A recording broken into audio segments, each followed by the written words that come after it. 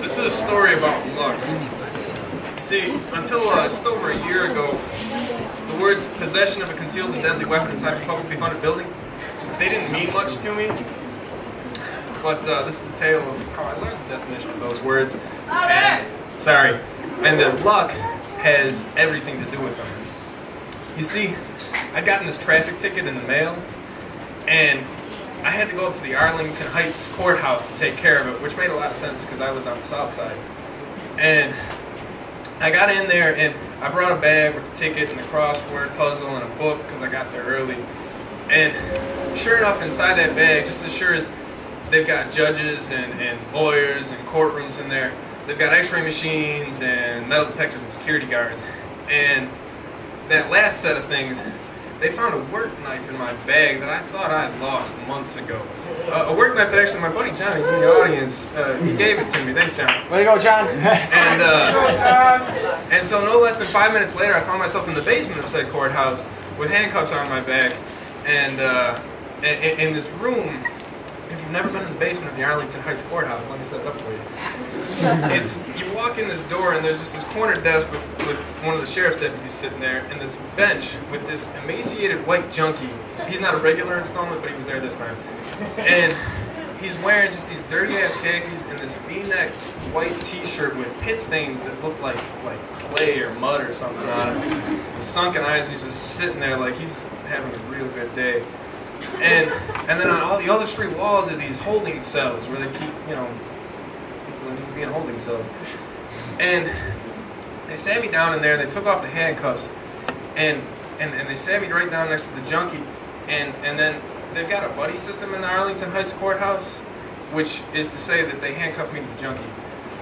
And then they carted us around this room where they got like a fingerprint station and like a wall where they do your mug shots, which is weird because you ever tried to order a mugshot online? You can't do it, which is like you'd think you could because it's the most personal picture you ever get. And for most of us, we don't get it, and hopefully we only get one if you do.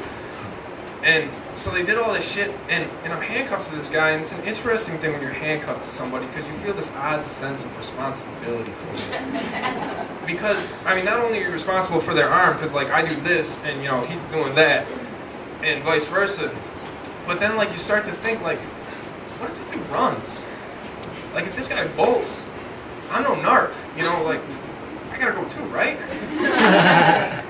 And I think the guard must have known what I was thinking because no sooner had the thought crossed my mind than he put us both in a cell, still handcuffed together, where he sat us down and there was nothing to do, and I learned something very important about myself. When I'm faced with these moments of just like shit happens, like this just overcoming adversity sort of a moment, I go right to sleep. And I passed out, and I woke up hours later, and I had these dreams like the jailhouse was the nightmare, and I was in my bed still, and I woke up and it was like the worst fucking morning after you've ever had, because you wake up and you're like, where the fuck? Who are you and what is this shit? and I caught eyes with the junkie, and my mind did rewind, and I was like, oh yeah, like shit. And when we looked at each other, he asked me, you know, I finally said like, hey, what are you in here for? And I explained the knife shit, and I was like, you know, shit luck, right? And he asked me like, well, you put the knife in the bag, right? I was like, yeah, once upon a time. And he's like, you brought the bag in here, right? And I was like, yeah. He's like, that's not shit luck, really. Like, that's just being forgetful. Like, you motherfucker. Like, who are you telling me this shit? Like, I was gonna run with you, you know, with the fucking And then I said, I calmed myself down before I decided to jump him, and I said, all right, fine, like, what are you here for? And he explained that the night before he was sitting with some friends out on the front stoop, smoking some pot and drinking, when these cops pulled up and accused them of vandalizing a store a few blocks away. And the friends were, you know, and him were sitting on the stoop, and they're like, bullshit, you know, fuck you, go away. And the cops got angry at him, because that's not a nice thing to say to cops, and they accused, you know, so they're still saying, like, we're going to take you in, guys. You fucked up this store. And then, like, a bottle or a punch got thrown, and then he woke up on that bench that I found him on in the basement. And I'm looking at him like, that is the worst fucking explanation I've ever heard. Like, and he's like, shit luck, right? And right when I was ready, like, I was like, dumb shit. Like, that is so incorrect. the door slides open to the cell, and our guard from earlier shows up. And he unhooks us. He takes us off to separate courtrooms. And on the way to the courtroom, I'm asking the guard, like, hey, what's going on with my traffic ticket? And he explained that, like, I missed my court date, so there was a warrant out for my arrest, which confused me because unless there's some kind of secret double arrest that you can be under, I think I was taken care of. But anyways, he took me to this courtroom where I finally got to see a judge, and the judge said, like, you know, you're accused of possession of a concealed and deadly weapon inside a book. How do you plead? And I said, And so he said, you know, come back in a week. So that was it. They gave me my bag, they shoved me into the lobby, and I'm standing in the lobby like, fuck, this sucks. And the only people I can think to call is my folks. And so I call home and I tell them what happened, and they're like, you know, come home, we'll make you some dinner, take you for a milkshake or something, and we'll get this sorted out. And I was like, all right, that's cool. And I'm about to leave the building, and in the lobby, which I finally got to see, they got these huge glass windows and these doors that look right out at the garage where I was parked. And I was about to leave, and I saw the junkie walking out towards the garage. And there's this older blonde woman walking towards him.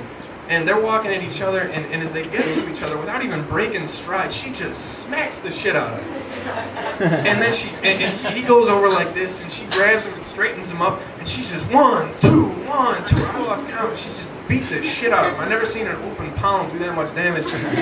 And then she grabbed him by the collar, jerked him towards the garage, walked past him in there, and he goes to follow her. He takes like 2 steps, and I'm looking at his back, and he stops. And his shoulders are just kind of going up and down with that kind of little shake, like those last few breaths you get before you're about to start crying.